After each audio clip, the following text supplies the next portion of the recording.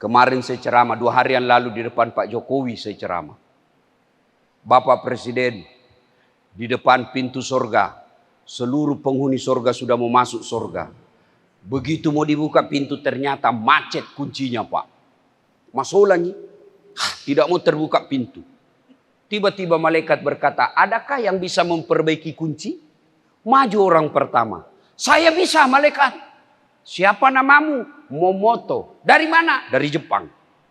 Saya bisa memperbaiki ini, tapi biayanya 3 juta.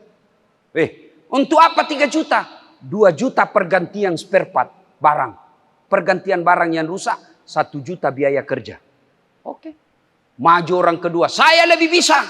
Siapa namamu? George dari Amerika. Tapi saya bisa memperbaiki lebih baik dari tadi. Tapi biayanya agak mahal. 5 juta rupiah. Kata malaikat, kenapa bisa lebih mahal? Dia bilang 2 juta biaya penelitian. Dipelajari dulu apa masalahnya. 2 juta pergantian barang rusak. 1 juta saja biaya kerja. Maju orang ketiga. Nama broker. Dari mana? Indonesia. Saya bisa lebih baik dari Jepang dan Amerika. Cuma biayanya agak lebih mahal. Berapa kau minta? 15 juta. Wih, kaget semua orang. Kenapa bisa lebih mahal? Dia dekati malaikat. Jangan ribut malaikat. 15 juta itu 5 juta untuk kamu. 5 juta untuk saya. 5 juta kasih orang Jepang dia kerja. Dia masih untung kalau dikasih 5 juta. Oh marah malaikat. Kau kira ini negaramu tendang masuk neraka. Langsung tak lempar. Ini yang rusak negara kita. Ya. Silahkan jadi pedagang. Cari nafkah apa saja. Tapi yang halal. Sahabat Nabi itu dulu. Nabi dan para sahabat. Kalau ada ceramah. Langsung dekat-dekat semua. Masapa iwere. Masapa baraka. Begitu mulai berdiri Nabi. Pada dekat. Kalau di sini saya lihat. Assalamualaikum warahmatullahi wabarakatuh. Pada jauh. Ciri-cirinya itu yang dekat-dekat dinding. Itu sudah tua kasihan. Bukan kena godaan setan. Sudah tua. Jadi wajar kalau dia jauh-jauh cari-cari panyandar-panyandar. Ciri-ciri sudah tua kasihan itu. Bukan zamannya setan. Tapi mencari duduk yang nyaman. Ibu bapak saudara-saudara sekalian. Suatu kali Nabi menuju ke perjalanan. Suatu tempat.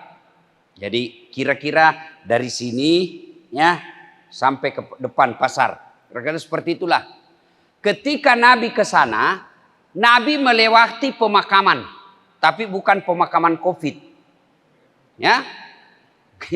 Pemakaman biasa. Waktu Nabi lewat di kuburan itu, kompleks pemakaman, Nabi bersabda, "Ma peri-peri ko, langkahkan kakimu dengan cepat." Langsung sahabat begini semua. Sampai Nabi di tujuan. Setelah sampai di tujuan, Nabi pulang lagi. Lisusi. Kembali lagi. Rute yang sama. Melewati pemakaman.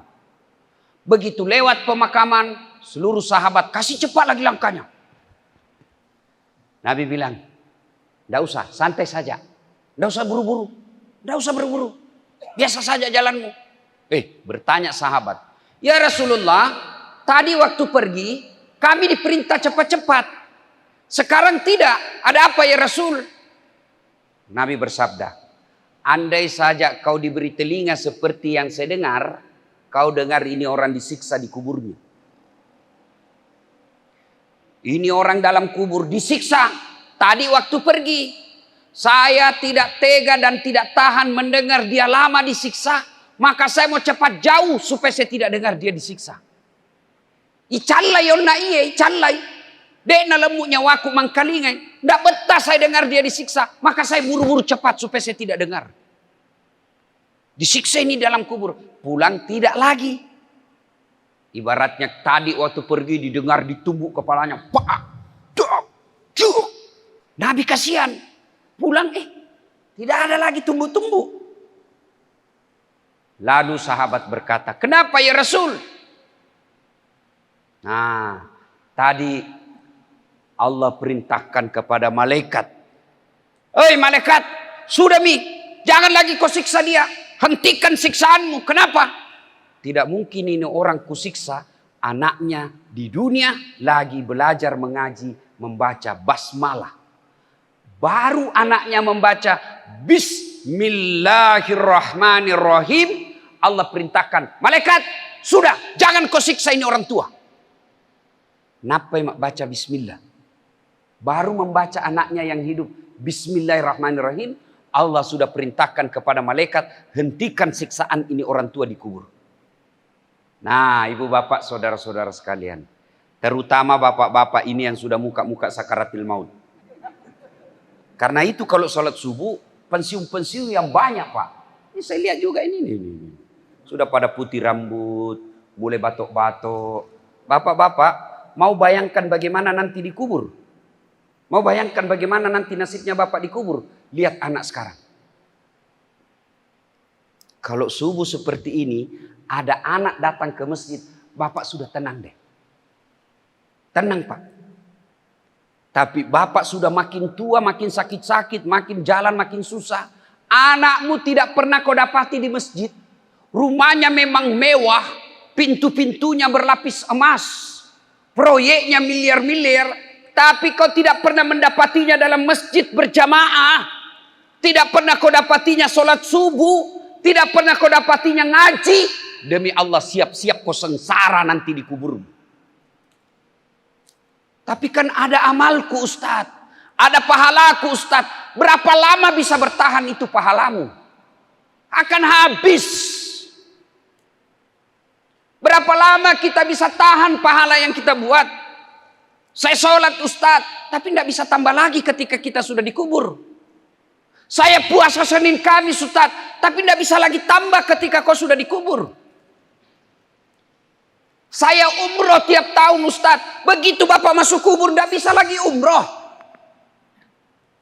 Tapi amalmu yang bisa berlari-berlari terus, memproduksi terus, mengalir terus, nambah terus, meskipun kau sudah mati, adalah anak yang soleh dan soleha. Biar bapak sudah tulang-tulangnya hancur, hilang sudah di muka bumi ini, tapi selama anaknya masih mengaji, meninggal anaknya lagi anaknya mengaji, cucu namanya, anaknya lagi mengaji, cicit namanya, anaknya, cicitnya, cicit. Tapi begitu bapak meninggal, bapak tinggalkan anggota DPR yang tukang tipu, bapak tinggalkan pejabat yang korup, bapak tinggalkan anak perempuan yang tidak pakai jilbab, bapak tinggalkan kontraktor yang belum diresmikan perusahaannya sudah ambruk. Rugilah kalian menjadi orang tua. Dan itu hebatnya jadi anak soleh. Nggak susah. Bapak mau punya doktor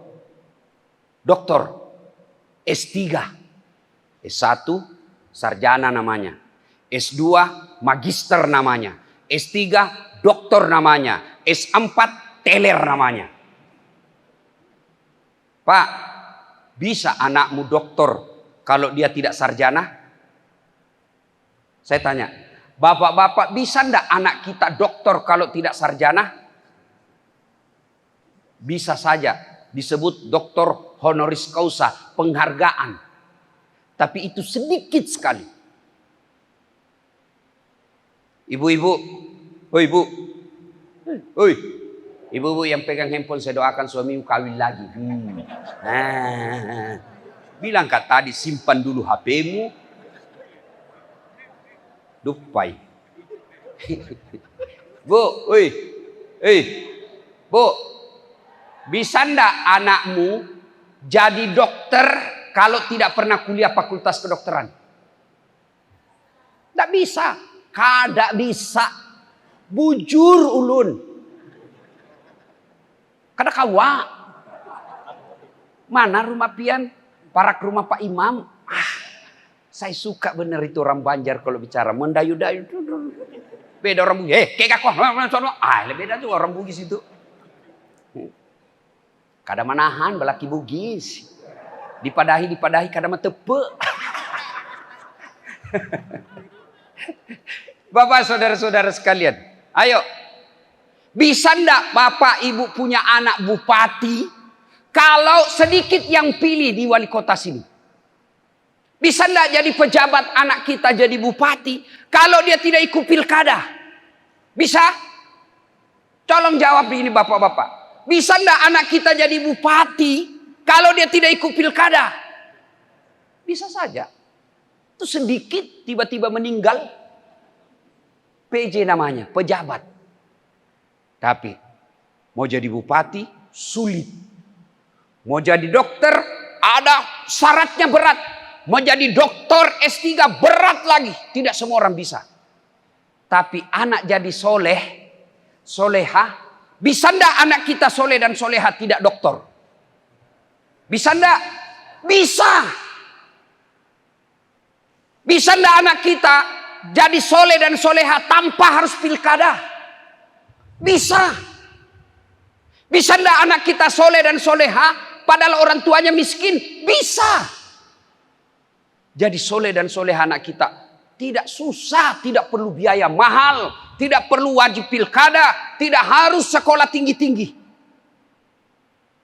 Cukup ajarkan agama. Belajar agama tidak perlu ke luar negeri. Belajar agama tidak harus ke Jakarta. Tidak. Sini. Sudah ini belajar agama. Belajar agama tidak harus di pesantren. Siapa bilang wajib di pesantren anak-anak baru belajar agama? Enggak. Saya tidak pernah pesantren. Tidak pernah pondok. Bisa jadi ustadz. Dan bukan takabur. Alhamdulillah sekarang di Indonesia penceramah yang paling banyak penontonnya Das Atlati. Berapa penonton viewer saya di YouTube sekarang Pak? 184 juta. Sudah lebih penduduk Indonesia sedekahnya. Dan dia tidak pernah mondok. Bagaimana caranya bisa Ustaz? Didik anakmu. Didik anak. Mendidik anak sudah diajarkan. Ini nih, pian-pian sabarataan. Dia bilang orang, Ustaz bagaimana Ustaz bisa mau cepat bahasa pandai belajar bapender Banjar? Gampang. Cari istri orang Banjar, cepat sudah itu. Kada wani. Apalagi kalau istri pertama mau Bugis, gerik kok. Saya bilang coba kutikam kok. Nah, mendidik anak. Kata Nabi, telutu kewajibanna tomatoilo riana nih. 3 kewajiban orang tua kepada anak. Artinya apa? Dosa pian-pian semua kalau kada memberinya. 3. Apa itu? 1. Lahir anakmu kasih nama yang baik. Maka begitu lahir anak, telepon ulama, telepon ustadz. Ustadz, saya lahiran, tolong kasih nama anak saya Ustadz. Kalau bisa jangan ke SMS, jangan ke WhatsApp, telepon sebagai kemuliaannya itu ulama. Ini kamu SMS. Sudah SMS saya lagi kok suruh bayar. Ada juga itu SMS saya Pak. Nomor ini gagal mengirim pesan. Jika Anda setuju membayar Rp460 ketik yes. Kau sudah mau dikasih nama kita lagi kau suruh bayar. Seke. Ya. Telepon. Lebih bagus kalau kau sekampung datangi itu ulama. Bukan kau muliakan Das Atlatifnya, tapi kau memuliakan ulamamu. Dan itu ajaran agama. Jangan kalau pejabat kau datangi, kau cium tangannya, padahal baru tanda tangan korupsi. Tukang tipu, pembohong, kau muliakan, datang di rumah. Iya Pak, beleng-beleng. Ustadz, guru, ada anak saya nih. Lahiran, monggo kasih nama Ustadz. Saya mau dia penghafal Quran. Apa nama? Perempuan. Kasihlah nama Hafizah. Karena begitu dipanggil Hafizah artinya wahai penghafal Quran. Semua yang panggil dia doakan anakmu jadi penghafal Quran. Kasih nama yang baik. Jangan nama yang baik nama artis. Apa nama artis itu? Kasih nama-nama ulama. Nah, saya kasih kau nama Khalid. Itu ada sahabat Nabi dulu. Panglima perangnya Umar bin Khattab. Menyebarkan Islam gagah perkasa. Tidak ada satu jengkal pun badannya yang tidak ada bekas perang.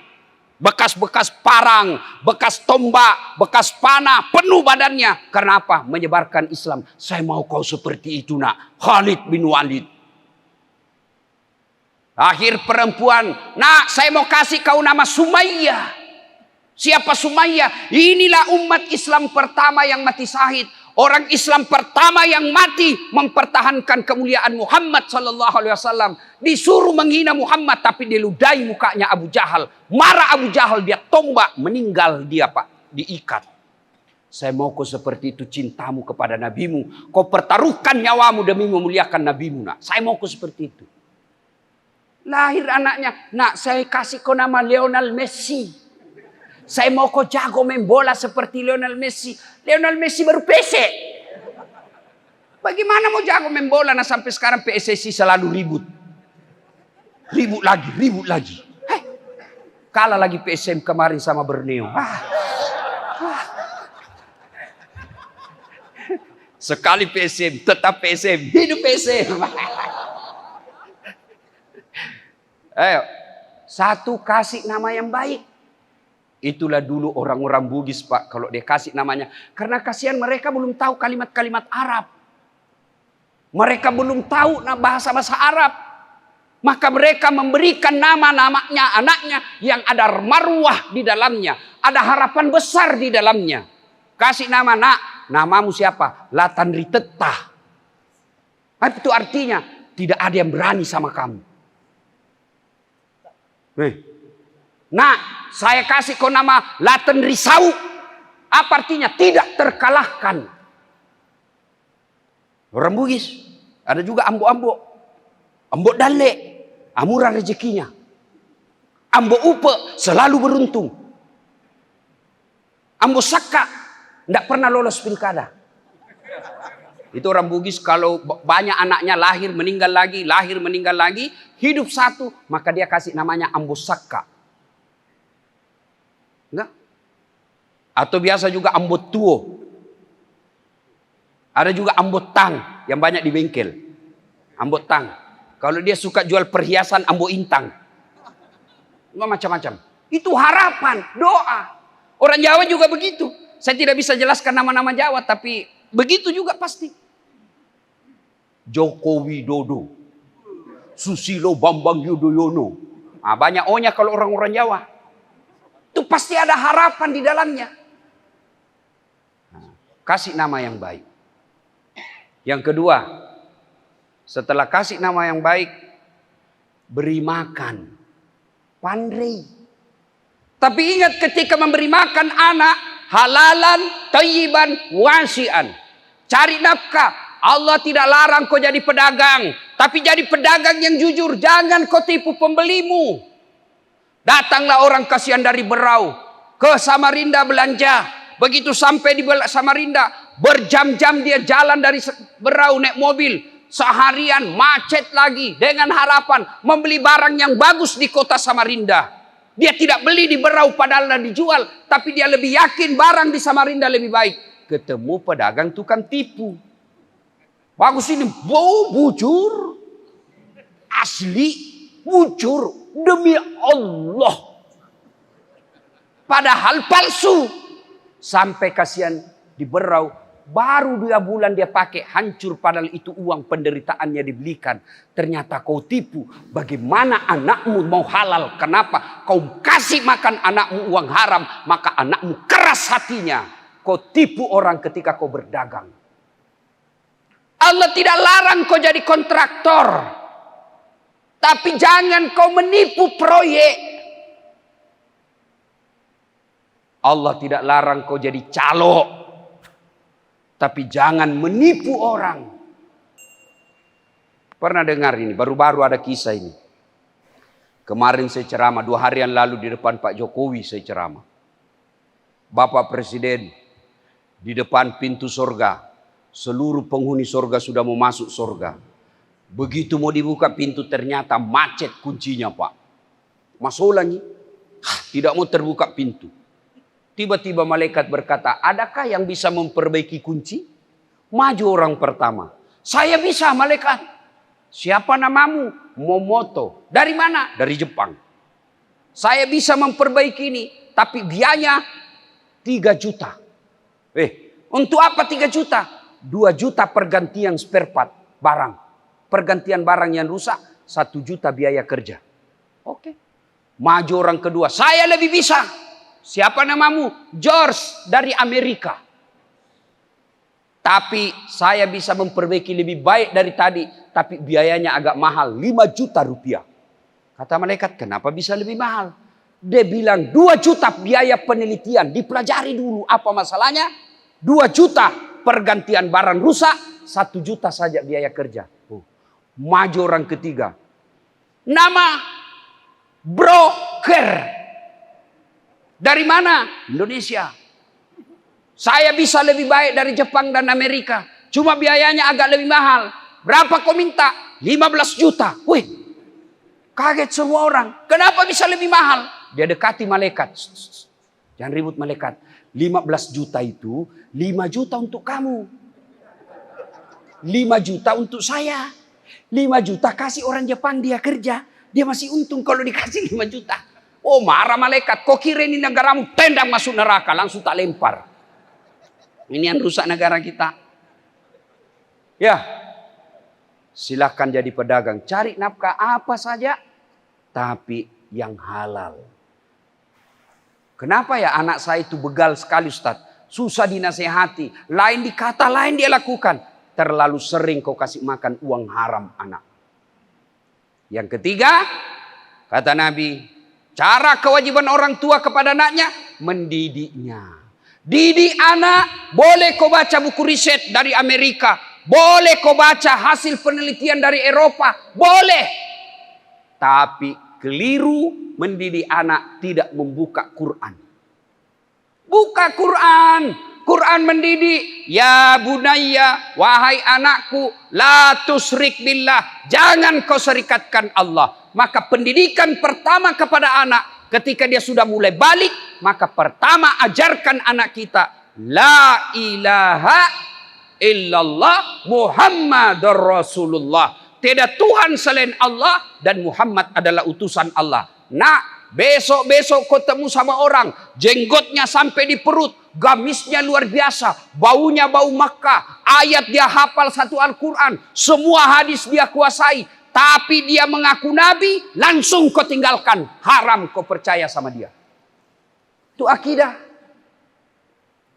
Nah, besok-besok kau ketemu penceramah, dia hebat dakwanya, hebat ceramahnya, tapi dia mengatakan ada Tuhan selain Allah. Semua agama sama di muka bumi ini. Nasrani, Kristen, Katolik, Yahudi sama saja di hadapan Allah. Tinggalkan kajian itu. Bagi kita orang Islam, la ilaha illallah. Tidak Tuhan selain Allah. Allah adalah Tuhannya Islam. Kalau ada yang mengatakan Tuhan ini, Tuhan ini, Tuhan ini, tinggalkan pengajian itu tanpa kau harus maki-maki. Tinggalkan saja. Itu namanya akidah. Ajari akidah anak kita dari kecil. Ada yang hina agamamu nak, kau lebih baik mati daripada orang kau biarkan menghina agamamu. Itu akidah. Nah, ajarkan. La tusyrik billah. Ayat berikutnya dijelaskan dalam surah itu, kamu berjalan di muka bumi nak, jangan kau sombong. Itu kalau Al-Quran itu menjelaskan anak-anak yang hebat. Al-Quran kata, tinggalkanlah anakmu seperti pohon yang akarnya menjulang ke bawah. Banyak akarnya dan kuat. Kena angin, kalau pohon kuat akarnya, kena angin paling rebah, naik lagi. Kena angin kencang, naik lagi. Kenapa? Karena akarnya kuat. Itu akar menurut para ahli tafsir akidah. Kalau dia akidahnya baik, dia bergaul kemana saja, cobaan apa saja dialami, dia tidak akan jatuh. Paling dia bengkok, naik lagi. Akidahnya kuat. Lalu Quran lagi menggambarkannya. Dan dahan rantingnya kokoh, naik ke atas. Artinya apa? dia punya rumah yang baik, dia punya sistem ekonomi yang mapan, dia punya kehidupan yang baik. Tapi yang ketiga, anak yang baik itu kita tinggalkan menurut Quran. Dia punya buah yang banyak dinikmati orang. Artinya apa? Kuat akidahnya, bagus ekonominya, tapi dia dermawan, hartanya dinikmati oleh orang banyak. Itulah anak yang baik. Nah, ibu bapak, saudara-saudara sekalian, setelah kita kasih makan yang halal, kita didik, kasih nama yang bagus, jangan pernah melupakan bahwa hidayah datang dari Allah. Maka kita doakan. Selesai sholat bapak doakan, Allahumma rabbi habli minas sholihin. Tidak harus Dasat Latif yang doakan. Tidak harus guru kita yang doakan. Siapa saja yang doakan boleh. Tapi lebih utama dari bibir ibunya yang doakan.